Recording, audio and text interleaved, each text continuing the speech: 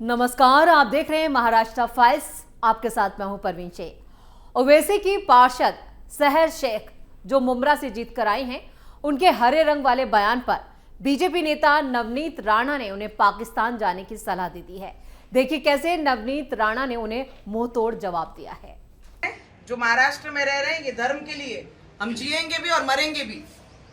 किसी ने कितना भी कुछ बोला, ग्रीन करेंगे, हरा करेंगे, तो तुम्हारे सपने भी सच नहीं हो सकते हैं। ये याद रखना, इस देश में ऐसे कार्यकर्ता, ऐसे भक्त और हमारे जैसे लोग, हम पॉलिटिक्स में भी हैं, राजकारण में भी हैं, पर हमारे विचार, हमारे छत्रपति शिवाजी महाराज के विचार लेके ये खून में दौड़ते हैं। जब तक ये खून खत्म नहीं होगा, तब तक भगवा इस देश से कोई हटा नहीं सकता। इतना याद रखना। दरअसल असदुद्दीन ओवैसी की पार्टी से पार्षद बनी सहर शेख ने अपने एक बयान में कहा था कि आने वाले 5 सालों में हम मुंब्रा को हरे रंग में रंग देंगे, जिस पर प्रतिक्रिया देते हुए बीजेपी नेता नवनीत राणा ने कहा कि पूरा हरा करने के लिए पाकिस्तान जाना पड़ेगा, इस देश में भगवा ही चलेगा। अब एक नजर डालते हैं महाराष्ट्र की टॉप हेडलाइंस पर। ओवैसी की पार्षद सहर शेख की निकली अकड़, पुलिस एक्शन के बाद मांगी माफी, मुंब्रा को हरे रंग में रंगने की कही थी बात। बीएमसी मेयर चुनाव हुआ स्थगित, शिवसेना बीजेपी गुटों में रजिस्ट्रेशन को लेकर अड़चन, मेयर के लिए करना होगा इंतजार। दादा भूसे बनाम संजय राउत मानहानि मामले में अदालत से गैर हाजिरी पड़ी भारी, संजय राउत पर लगा जुर्माना। उद्धव ठाकरे के सनसनीखेज दावे से मचा हड़कंप, बोले बीएमसी चुनाव में वोट के बदले कैश की बरसात। चंद्रपुर महानगर पालिका मेयर के लिए यूबीटी ने वीवीए से मिलाया हाथ, बीजेपी कांग्रेस के बीच फंसा पेच, छोटे दलों की फील्डिंग ने बढ़ाया रोमांच। खबरों में सबसे पहले बात सहर शेख की माफी की। एआईएमआईएम पार्षद सहर शेख को अपने बयान से पीछे हटना पड़ा। मुंब्रा को हरा बना देने वाले बयान पर मचे हंगामे के बाद बीजेपी नेता किरीट सोमैया के दबाव और पुलिस एक्शन की कार्रवाई के चलते पार्षद ने सार्वजनिक तौर पर माफी मांग ली है। ये पूरा मामला 18 जनवरी को एक बैठक से शुरू हुआ था, जहां एआईएमआईएम के पार्षद सहर यूनुस शेख ने एक भाषण के दौरान कहा था, हम मुंब्रा को हरा बना देंगे।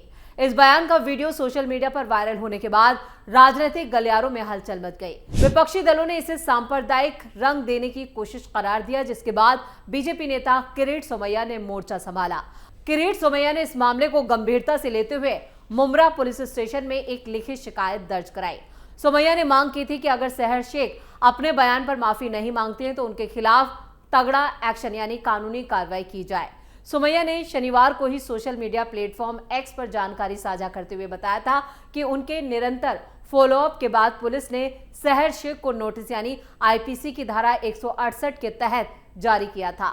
मुंब्रा पुलिस के पूछताछ के बाद सहर शेख ने शुक्रवार को ही अपना लिखित बयान दर्ज कराया। अपने स्पष्टीकरण में उन्होंने साफ कहा, मेरे बयान का मकसद अपनी पार्टी एआईएमआईएम के झंडे और उसके प्रतीकों के प्रति निष्ठा दिखाना था। मेरा इरादा किसी भी समुदाय की भावनाओं को ठेस पहुंचाने या शहर का सौहार्द बिगाड़ने का कतई नहीं था। वो और उनकी पार्टी तिरंगे का सम्मान करते हैं और उसी के लिए जीते मरते हैं।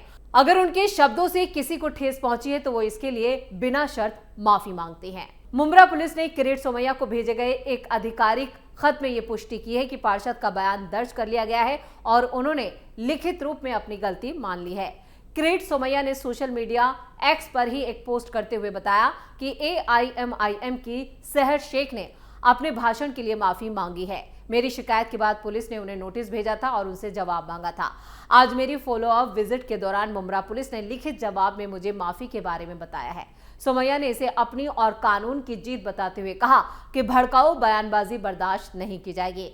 फिलहाल इस लिखित माफीनामे के बाद मुंब्रा में जारी राजनीतिक तनाव कुछ कम होता नजर आ रहा है, लेकिन सोशल मीडिया पर इस मुद्दे को लेकर एक चर्चा अभी भी गर्म है, जिसमें सहर शेख को ट्रोल किया जा रहा है और जिस तरह से उन्होंने बयान दिया था उस बयान पर वो सभी के निशाने पर हैं। लेकिन फिलहाल उन्होंने अपने इस बयान पर माफी मांग ली है, जिसके बाद एआईएमआई की पार्षद अब बैकफुट पर नजर आ रही है। खबरों में आगे का रुख करते हैं। मुंबई मेयर के लिए अभी और इंतजार करना होगा। बीएमसी मेयर का चुनाव फिलहाल टाल दिया गया है। मेयर का चुनाव अब फरवरी के पहले हफ्ते में होगा। देरी की वजह तकनीकी दिक्कतें बताई जा रही हैं, क्योंकि बीजेपी और शिंदे गुट ने अपने पार्षदों का रजिस्ट्रेशन नहीं कराया। बीएमसी में आरक्षण घोषित होने के बाद 31 जनवरी को चुनाव कराने की तैयारी थी, लेकिन बीजेपी और एकनाथ शिंदे गुट के पार्षदों का रजिस्ट्रेशन का काम अभी पूरा नहीं हो सका। इसी वजह से चुनाव की प्रक्रिया आगे नहीं बढ़ पाई। लॉटरी प्रक्रिया से यह तय हो चुका है कि मुंबई की मेयर कोई महिला होगी जो जनरल कैटेगरी से होगी। उद्धव ठाकरे और राज ठाकरे दोनों दलों के 65 पार्षदों की रजिस्ट्रेशन प्रक्रिया तो पूरी हो चुकी है, लेकिन उनके प्रमाण पत्र अब तक महानगर पालिका सचिव कार्यालय में जमा नहीं कराए गए। जब तक ये प्रक्रिया पूरी नहीं होती, तब तक मेयर का चुनाव कराना मुमकिन नहीं है। अब मुमकिन है कि मुंबई मेयर का चुनाव फरवरी महीने के पहले हफ्ते में कराया जाएगा। वहीं बीजेपी और शिंदे गुट को लेकर सियासी तस्वीर भी अभी तक साफ नहीं हो सकी है। दोनों बीजेपी और शिवसेना जॉइंट रूप से गुट बनाकर रजिस्ट्रेशन करेंगे या अलग अलग, ये भी तय नहीं हो सका है। गणतंत्र दिवस के बाद 27 जनवरी को रजिस्ट्रेशन प्रक्रिया शुरू होगी। मेयर पद के आरक्षण के लिए लॉटरी के जरिए 22 जनवरी को पूरी प्रक्रिया हो चुकी है, जिसमें यह तय हुआ है कि मुंबई की मेयर जनरल कैटेगरी से एक महिला होगी। खबरों में आगे का रुख करते हैं। मालेगांव अदालत में चल रहे मानहानि मामले की सुनवाई में गैर हाजिर संजय राउत पर अदालत ने जुर्माना ठोक दिया है। महाराष्ट्र के कैबिनेट मंत्री दादा भूसे और सांसद संजय राउत के बीच तीखी बयानबाजी इस कानूनी लड़ाई की मुख्य वजह है। कुछ महीने पहले संजय राउत ने मंत्री दादा भूसे पर सार्वजनिक रूप से कई गंभीर आरोप लगाए थे। इन आरोपों को पूरी तरह निराधार बताते हुए मंत्री दादा भूसे ने संजय राउत के खिलाफ मानहानि का मुकदमा दायर किया था। 22 जनवरी को इस मामले की महत्वपूर्ण सुनवाई तय थी, लेकिन संजय राउत और उनके वकील दोनों ही अदालत में गैर हाजिर रहे, जिस पर कोर्ट भड़क गया और कोर्ट ने उनकी गैर मौजूदगी को गंभीरता से लेते हुए अदालत ने न सिर्फ जुर्माना ठोका बल्कि एक अनोखा आदेश भी दिया। अदालत ने निर्देश दिया है कि जुर्माने की ये रकम मंत्री दादा भूसे की तरफ से गवाह के रूप में आए सुनील देवरे को दी जाए। कोर्ट ने साफ किया कि न्याय प्रक्रिया में किसी भी तरह की देरी या लापरवाही बर्दाश्त नहीं की जाएगी। अदालत ने इस मामले की अगली सुनवाई की तारीख जो है वो साफ कर दी है। इस हाई प्रोफाइल मामले की अगली सुनवाई अब 31 जनवरी को होगी। अदालत ने संजय राउत को इस तारीख पर उपस्थित रहने के सख्त निर्देश दिए हैं। अगर वो मौजूद नहीं रहते हैं तो फिर उनके खिलाफ वारंट तक जारी किया जा सकता है। खबरों में आगे का रुख करते हैं। बीएमसी के नतीजों के बाद उद्धव ठाकरे ने महायुति पर धन बल और कैश फॉर वोट के गंभीर आरोप लगाकर सियासी गलियारों में फिर सनसनी फैला दी है। उद्धव ठाकरे ने महायुति पर चुनाव जीतने के लिए पैसे बांटने का आरोप लगाया। उन्होंने दावा किया कि मुंबई के इतिहास में पहली बार इतने बड़े पैमाने पर वोटरों को प्रभावित करने के लिए नकदी का इस्तेमाल किया गया। शिवसेना संस्थापक बाला साहब ठाकरे की जन्म शताब्दी के मौके पर कार्यकर्ताओं को संबोधित करते हुए उद्धव ठाकरे ने कहा, मुझे कई जगहों से शिकायत मिली है कि इस बार मुंबई में खुलेआम पैसे बांटे गए। जब लोगों के घरों के दरवाजे बंद थे तब दरवाजों के नीचे बनी खाली जगह से नकदी से भरे लिफाफे अंदर फेंके गए।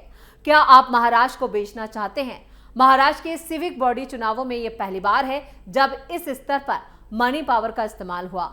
भले ही विरोधियों ने धनबल के जरिए वोट खरीद लिए हों, लेकिन वो मुंबई की जनता का दिल नहीं जीत पाए।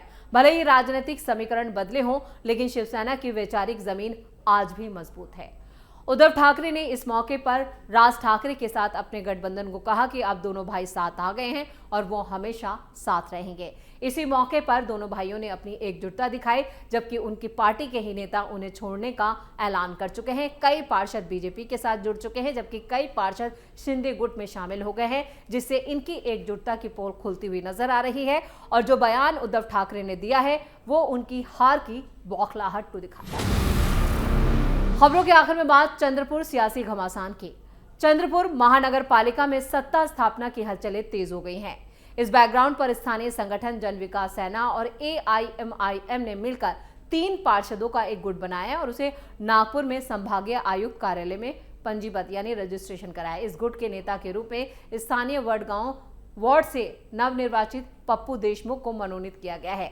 इस गुट में देशमुख समेत जन विकास सेना की मनीषा बोबडे, प्रतीशा एरगुडे और AIMIM के अजरुद्दीन शेख को शामिल किया गया है।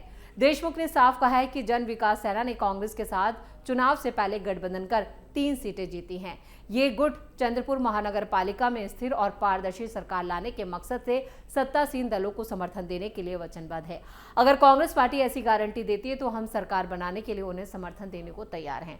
चंद्रपुर स्थानीय महानगर पालिका के सत्ता के लिए कांग्रेस और बीजेपी गठबंधन के बीच रस्साकशी चल रही है और इस बीच शिवसेना यानी कि ठाकरे गुट और वंचित बहुजन अघाड़ी के कुल 8 पार्षदों ने मिलकर एक गुट बनाते हुए गठनेता के रूप में ठाकरे पार्टी के पार्षद राहुल विरूटकर के नाम की घोषणा की है। कुल 8 सदस्यों वाले इस गुट में ठाकरे की पार्टी के विरूटकर और समेत श्रुति घटे, श्वेता तोतड़े, आकेश सारकर, मनस्वी गिरे और किरण कोतपल्लीवार और वंचित बहुजन अघाड़ी के लहू मर्सकोले और लता साव का नाम शामिल है। यानी अब 2 गुट सामने आए हैं जो सीधे सीधे कांग्रेस और बीजेपी गठबंधन को चुनौती दे रहे हैं। इसी के साथ महाराष्ट्र फाइल्स में खबरों का सिलसिला यहीं खत्म करते हैं। बाकी खबरों के लिए आप जुड़े रहिए कैपिटल टीवी के साथ। वीडियो को लाइक करें, शेयर करें और कैपिटल टीवी को सब्सक्राइब जरूर करें। नमस्कार।